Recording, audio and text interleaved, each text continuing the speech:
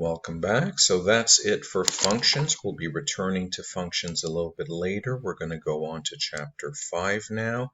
And chapter 5 starts by exploring lists. Now, lists are a fairly important data structure. If you think about the world around us, we're surrounded with lists, shopping list items, lists of different types of cars. So let's take a look at how lists are defined in Python.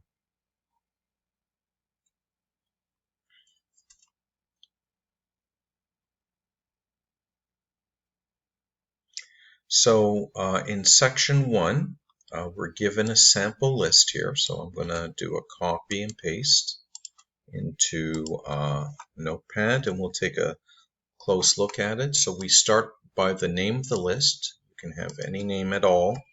And then in square brackets, you just simply list whatever items you have contained in it. And the list items are placed within square brackets. So take a moment, look at the right side of your keyboard. If you're using a French keyboard like me, you will find the square brackets right beside the Enter key.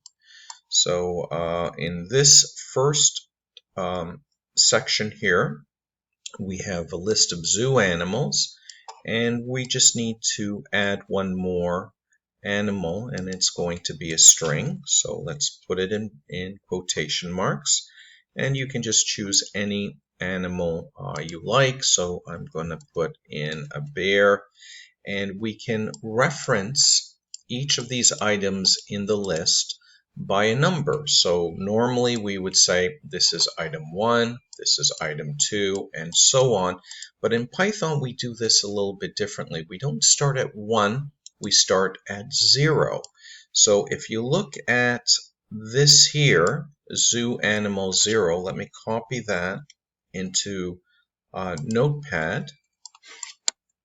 Okay, this is the first item in this list here.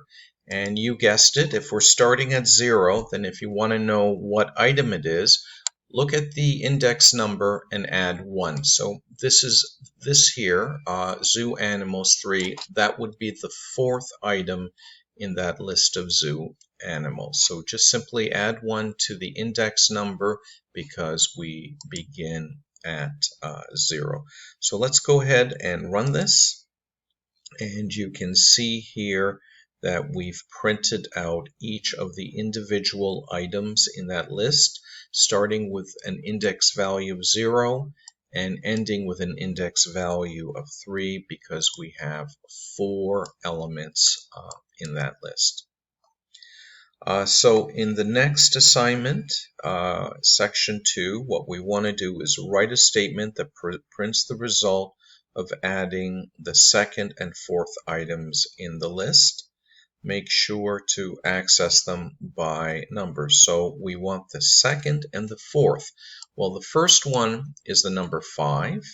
The second one is 6. The third one is 7. And the 4th one is 8. So if we want the 2nd item in this list of numbers, well, just subtract 1 from your counting up. So if it's the 2nd item, subtract 1 and you have an index value of 1.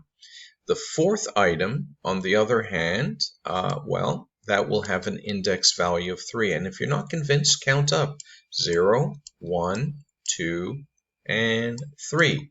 So let's put an index value of 3 inside the square brackets.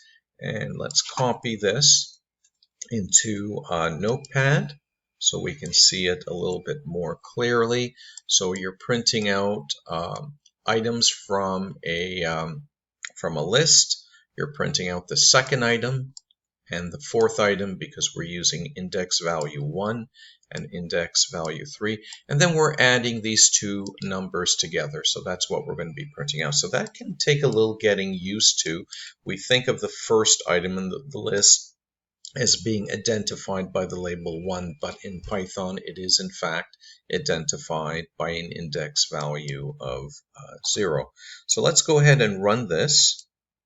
And you can see here that we're adding those two numbers together, 6 and 8, which gives us 14. We'll continue to the next one. Okay, and here, well, we're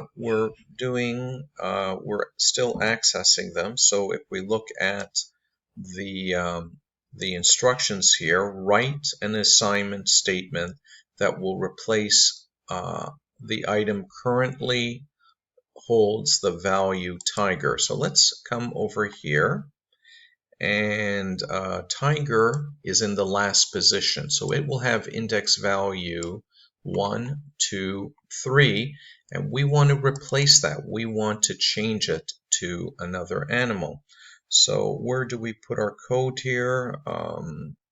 Your code here. So we're going to come down here to line 10 or line 9. I can just delete that comment, and I will simply change the item in that list by typing zoo animals and put in the square brackets, and we're interested in the fourth item, which has index value 3, and we can change that to anything we like. So I will change it to a bear.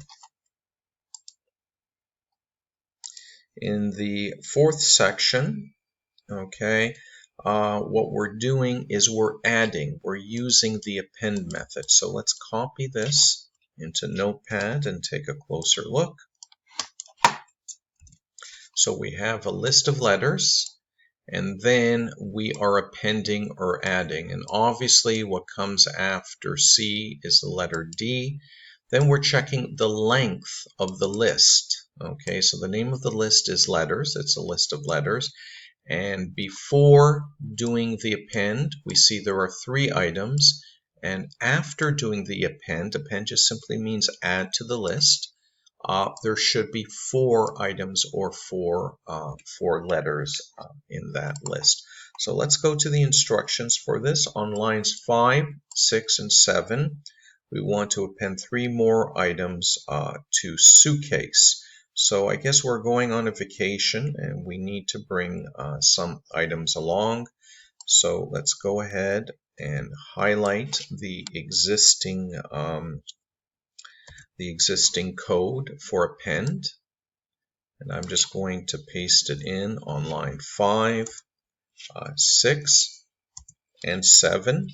Oops, let me do that again. So what I'm doing here is I'm highlighting text. I'm doing Control-C on my keyboard for copy, and then I'm doing Control-V to paste. So that will save you a lot of time.